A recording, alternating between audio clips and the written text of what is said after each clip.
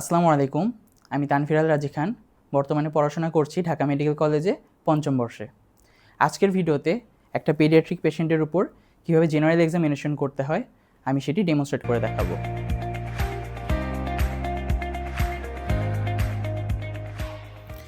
এই অংশগুলো দেখা হয়ে গেলে এখন আমরা হাতে চলে আসব এবং পেশেন্টের পালস রেটটা দেখে নেব। পালস রেট দেখার কেসে আমরা প্রথমে পেশেন্টের সাথে হ্যান্ডশেক করব এবং রিস্টটাকে একটু সেমি ফ্লেক্সড অবস্থায় রাখব এবং 3টি আঙ্গুল দিয়ে আমি পেশেন্টের পালস দেখব। এক্ষেত্রে ইন্ডেক্স ফিঙ্গার দিয়ে আমি ফিক্স করব রেডিয়াল আর্টারি এবং মিডল ফিঙ্গার দিয়ে আমি ফিল করব আর রিং ফিঙ্গার দিয়ে আমি রিগার্জিটেশন প্রিভেন্ট করব এবং এই পুরো প্রসেসটা আমি কাউন্ট করব 10 সেকেন্ডে। তো এখানে বলে রাখা ভালো, পালস আমাদেরকে 1 মিনিট দেখতে হবে অরিজিনালি। আইডিয়ালি 1 মিনিট দেখা হলেও একটি জেনারেল এক্সামিনেশন যখন আমাদেরকে করতে বলা হবে শর্ট কেসে আমরা মাত্র 3 মিনিট সময় পাবো। এই জন্য এখানে 10 সেকেন্ড দেখে সেটাকে আমরা 6 দিয়ে গুণ দেব, অথবা আমরা 15 সেকেন্ডও দেখতে পারি, সেটিকে আমরা 4 দিয়ে এরপর গুণ দিব। এবং একইভাবে আমি রেসপিরেটরি রেটও কাউন্ট করব ঘড়ি ধরে 10 সেকেন্ড অথবা 15 সেকেন্ড, এবং সেভাবে আমরা গুণ দিয়ে এই কাউন্টটি মেজার করতে পারি। তো পালস রেট এবং রেসপিরেটরি রেট যখন আমাদের দেখা হয়ে গেল, দুটিই কিন্তু আমাদেরকে আইডিয়ালি 1 মিনিট করেই দেখতে হবে, এটা মনে রাখতে হবে। আচ্ছা, যখন আমাদের এগুলো দেখা হয়ে গেল তখন আমরা পেশেন্টের হ্যান্ড এক্সামিনেশনের কিছু পয়েন্ট দেখব। প্রথমেই পাম অফ দ্য হ্যান্ড। বাবা আপনি হাতটা একটু এরকম রাখেন। পেশেন্টকে বলবো 2 হাত এভাবে রাখতে এবং আমার নিজের হ্যান্ডটা মাঝখানে রাখবো। আমি কম্পেয়ার করব যে অ্যানিমিয়া বা জন্ডিস আছে কি না। যদি পেশেন্টের হাত প্যালোর আমরা পাই তাহলে বুঝতে পারবো যে পেশেন্টের অ্যানিমিয়া আছে, এবং সেটি আমরা পুরো সারফেসেই দেখব। আর জন্ডিস আমরা কোথায় দেখব? জন্ডিস দেখব হচ্ছে পামার ক্রিজগুলোতে। তো যখন আমাদের অ্যানিমিয়া এবং জন্ডিস দেখা হয়ে গেল, এরপর আমরা পেশেন্টের নেইল দেখব।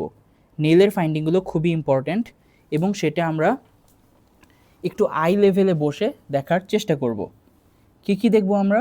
আমরা দেখব ক্লাবিং, কৈলোনাইকিয়া এবং লিউকোনাইকিয়া। যদি আমরা ক্লাবিং পাই সেক্ষেত্রেই আমরা কেবল ক্লাবিংয়ের এক্সট্রা যেসব টেস্টগুলো আছে সেগুলোতে যাব। তো এখন দেখা যাক যে ক্লাবিং জিনিসটা আসলে কি। ক্লাবিং হচ্ছে এই যে আমাদের ফিঙ্গারের নেইল প্লেট এবং নেইল ফোল্ড এর মাঝে একটি অ্যাঙ্গেল থাকে, এটি হচ্ছে 160 ডিগ্রি অ্যাঙ্গেল। এখন এই অ্যাঙ্গেলটা যদি বেড়ে যায় 180 ডিগ্রির বেশি হয় তখন সেটিকে আমরা ক্লাবিং বলি। তখন একটি বালবাস এনলার্জমেন্ট অফ ডিস্টাল ফিঙ্গার দেখা যায়। ঠিক আছে? তো যদি আমরা পেশেন্টের ক্লাবিং পাই তখন সেটিকে আরও কনফার্ম হওয়ার জন্য আমরা দুটো টেস্ট করব। একটা হচ্ছে শ্যামরথ উইন্ডো টেস্ট, আরেকটি হচ্ছে ফ্লাকচুয়েশন টেস্ট। তো শ্যামরথ উইন্ডো টেস্ট করার জন্য আমরা পেশেন্টকে এভাবে করতে বলবো, তাহলে মাঝখানে আমরা একটি ডায়মন্ড শেপড এরিয়া দেখতে পাচ্ছি। তো যাদের ক্লাবিং আছে তাদের কেসে এই ডায়মন্ড শেপ এরিয়াটি অবলিটারেটেড হয়ে যাবে।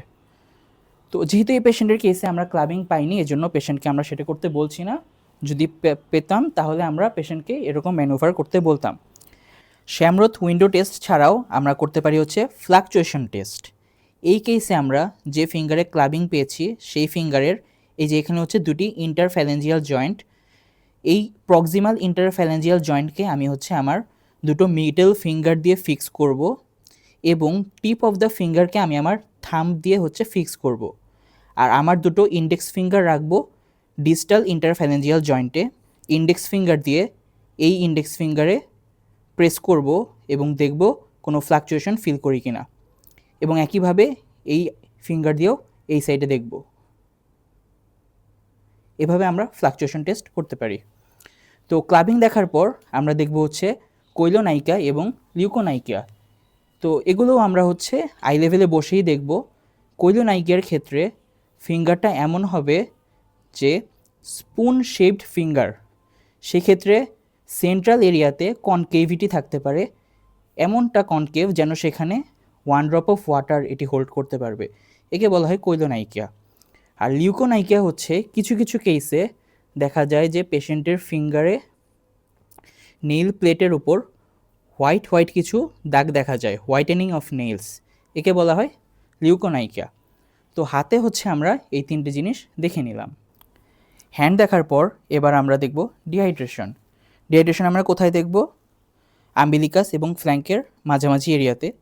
কি দিয়ে দেখব? আমরা আমাদের ইন্ডেক্স ফিঙ্গারের যে রেডিয়াল বর্ডার এবং thumb, index finger radial border আর থাম্ব, এই দুটো দিয়ে আমরা স্কিনের সবগুলো লেয়ার একত্রে টেনে তোলার চেষ্টা করব।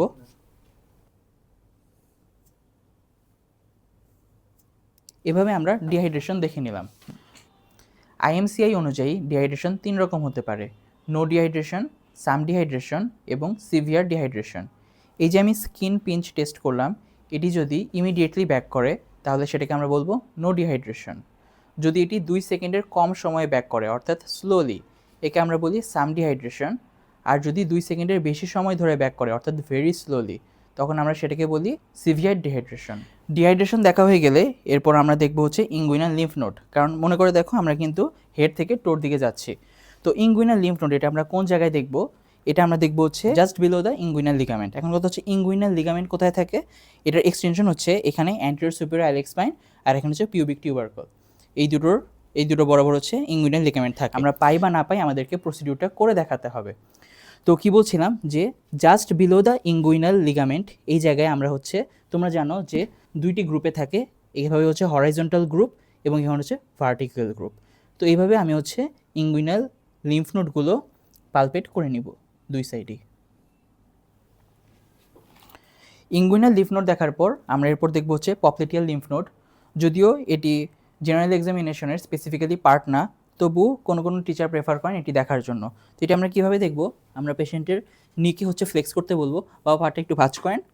এভাবে রাখার পর আমরা আমাদের থাম্ব দুটো রাখবো টিবিয়াল টিউবারোসিটিতে এবং বাকি 4টি ফিঙ্গার দিয়ে আমরা পপলেটিয়াল লিম্ফ নোড ফিল করার চেষ্টা করব এবং একইভাবে এই পায়েও আমরা সেটি করব। তো তুমি পাও বা না পাও, তোমাকে কিন্তু এটুকু করে দেখাতে হবে।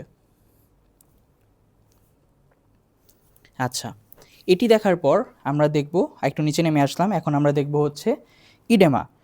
তো কথা হচ্ছে ইডেমা আমরা কোথায় দেখি? ইডেমা আমরা দেখব এটা হচ্ছে medial malleolus, just above the medial মেলিওলাসে আমরা হচ্ছে ইডেমা দেখব এবং আমাদের দুটো থাম্বকে আমরা জাস্ট অ্যাবাভ দ্য মিডিয়াল মেলিওলাসে 5 সেকেন্ড বা 10 সেকেন্ড প্রেস করে রাখবো এবং তখন আমাদের চোখ থাকবে পেশেন্টের ফেসের দিকে। 10 সেকেন্ড প্রেস করার পর আমি হচ্ছে হাতটি উঠিয়ে নিব এবং দেখব যে এখানে পিটিং ইডেমা আছে নাকি নন পিটিং ইডেমা আছে নাকি কোনো ইডেমা নেই। এখন কথা হচ্ছে নর্মাল একজন পেশেন্টের কেসে আমরা এখানে ইডেমা দেখছি, কিন্তু পেশেন্ট যদি স্যাম বা সিভিয়ার অ্যাকিউট ম্যালনিউট্রিশনের পেশেন্ট হয় তখন কিন্তু এখানে ইডেমা দেখা যাবে না, তখন আমাদেরকে দেখতে হবে ডরসাম অফ দ্য ফুটে। এবার আমরা পেশেন্টের ফুট দেখব। ফুটে আমরা পেশেন্টের ফিঙ্গারগুলো দেখব এবং ফিঙ্গারের যে নেইল সেই নেইলগুলোও একবার করে দেখে নিব। তারপর সোলে আসব। সোলে এসেও আমি আমার হাতকে মাঝখানে রাখবো এবং কম্পেয়ার করব আমার হাতের সাথে এখানেও অ্যানিমিয়ার সাইন পাওয়া যায় কিনা। এখন পিডিয়াট্রিক্সের জেনারেল এক্সামিনেশনে আমাদেরকে একটি জিনিস করতে হবে, সেটি হচ্ছে পেশেন্টের ব্যাক স্পাইন দেখা এবং স্যাক্রাল ইডেমা দেখা। তো এটির জন্য আমরা পেশেন্টকে বলবো, বাবা একটু ওইদিকে ফিরেন। এইদিকে ফিরে আমরা জামাটা একটু এক্সপোজ করে এই স্পাইন বরাবর আমাদের আলনার বর্ডার অথবা থাম্ব যে কোনো একটা দিয়ে আমরা পালপেট করার চেষ্টা করব। এখানে আমরা দেখব যে কোনো ডিফর্মিটি আছে কি না অথবা কোনো গিববাস পাওয়া যায় কি না। এভাবে দেখার পর এখানে থাকে হচ্ছে dimple of Venus. Dimple of ভেনাসে আমরা 2 হাতের দুটো থাম্ব দিয়ে প্রেস করে স্যাক্রাল ইডেমা দেখব। জেনারেল এক্সামিনেশন শেষে আমাদেরকে এক্সামিনারকে 4টি কথা অবশ্যই বলতে হবে। Sir, I want to measure blood pressure, do anthropometry and plot it on the growth chart and do the bedside urine test for albumin. এর মাধ্যমেই আমাদের জেনারেল এক্সামিনেশনের ডেমনস্ট্রেশনটা শেষ হলো।